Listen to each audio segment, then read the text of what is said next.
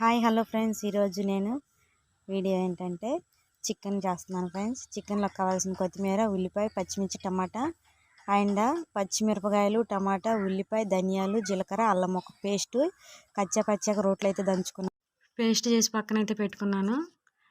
తెపాలు పెట్టి 2 స్పూన్లు ఆయిల్ వేసి ఆయిల్ వేడయ్యాక కొంచెం ఉల్లిపాయ ముక్కలు అయితే వేసాను. పచ్చిమిరపకాయలు కట్ చేసి సన్నగా అయితే వేసాను. 2 రెబ్బలు కొత్తిమీర, 2 రెబ్బల కరివేపాకు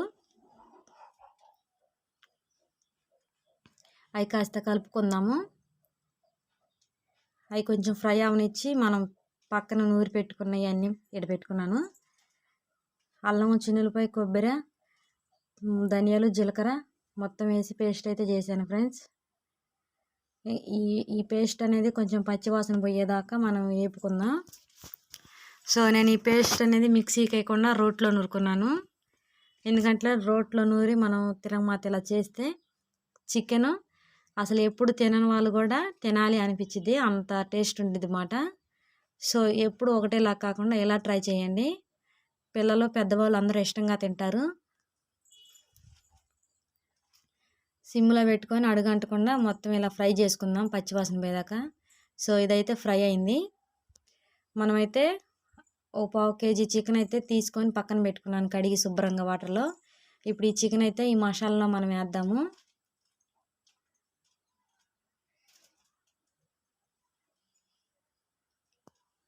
సో గుండెకాయలు కూడా వచ్చినాయి ఫ్రెండ్స్ చికెన్తో పాటు. 1 స్పూన్ పసుపు అయితే వేసాను. కూరకి సరిపడినంత ఉప్పు అయితే ఒకసారి వేసాను ఫ్రెండ్స్. ఇప్పుడైతే మొత్తం కలిపామనుకో మనం వేసిన పేస్ట్ మసాలా మొత్తం ఇలా ముక్కకైతే పట్టిద్ది అన్నమాట.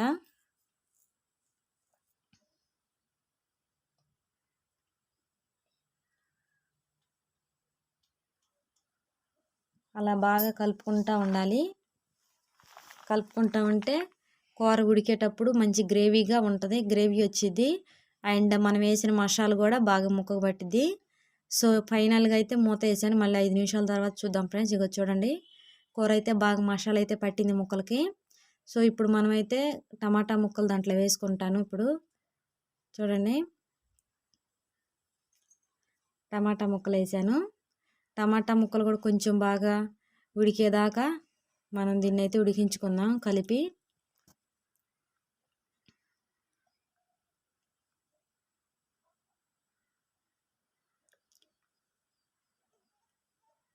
అలా కలిపి మళ్ళీ మూత పెట్టుకుంటాను.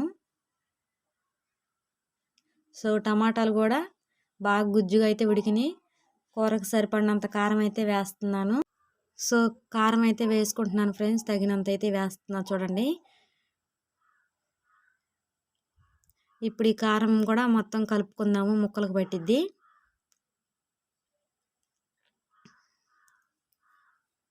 ఇలా కలుపుకుందాం. కలిపి మళ్ళీ మూత పెట్టుకుంటే మళ్ళీ ఒక 5 నిమిషాలు కారం మగ్గాలి. సో నేను ఇలా అయితే మొత్తం కలిపేసాను. ఫైనల్గా కూర అయితే కదబడింది, కారం కూడా ఫ్రై అయింది ఫ్రెండ్స్.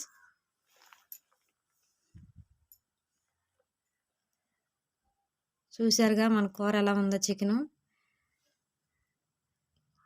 మళ్ళీ మూత పెట్టుకుందాం. ఒక 2 నిమిషాల తర్వాత మళ్ళీ మూత తీసి కొత్తిమీర, పుదీనాకైతే చల్లాను.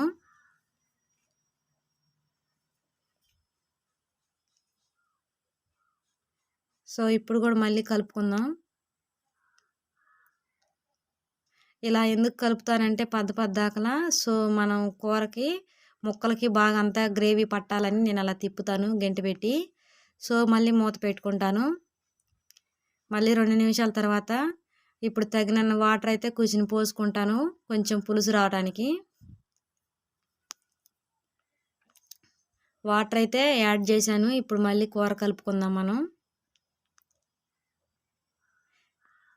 ఇలా కలిపి మళ్ళీ మూత పెట్టి మళ్ళీ 2 నిమిషాల పాటు మనం పొయ్యి మీద ఉంచుకుందాం.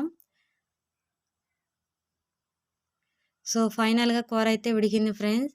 మన ఛానల్ కొత్తగా ఎవరైనా చూస్తుంటే సబ్స్క్రైబ్ చేసుకోండి. మరిన్ని ఇంట్రెస్టింగ్ వీడియోలు మన ఛానల్ని చూడాలనుకుంటే సబ్స్క్రైబ్ చేసుకొని సపోర్ట్ అయితే చేయండి ఫ్రెండ్స్. సో చికెన్తో నేను ఎలా చేశానో చూసారుగా. Bye friends.